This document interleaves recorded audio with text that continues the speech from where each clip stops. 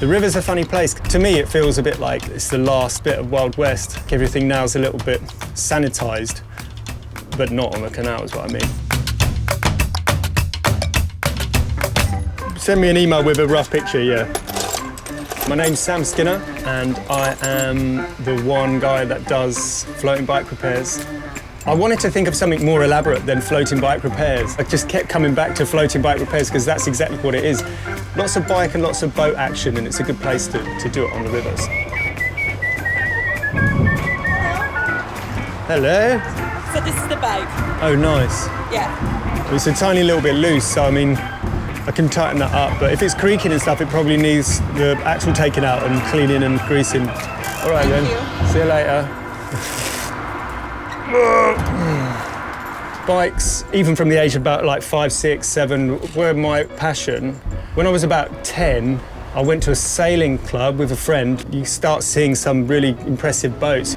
That made me want to ultimately own a boat like that. Somebody later on told me that you could be crew on them, and I was like, oh, sweet, that's a good idea. I started working in the yachting world.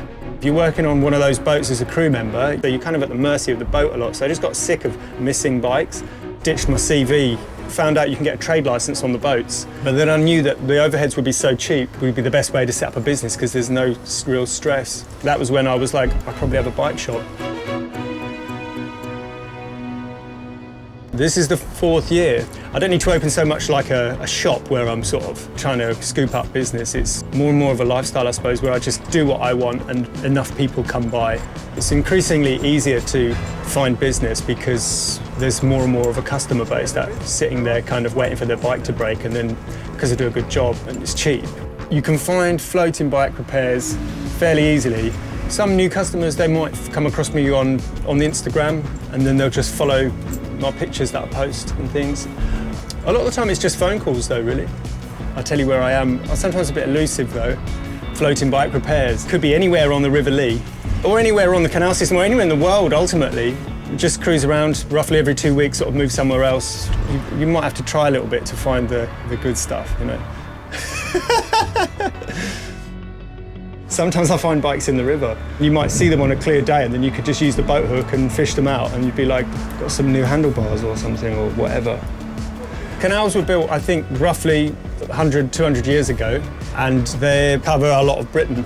Until about 20 years ago, 10 years ago even, there was not many people using it, just holiday makers, I think. And then a lot of people are just looking for alternatives, and obviously coupled with the pricing of houses and stuff, people are just like, hang on a minute, I live on a boat.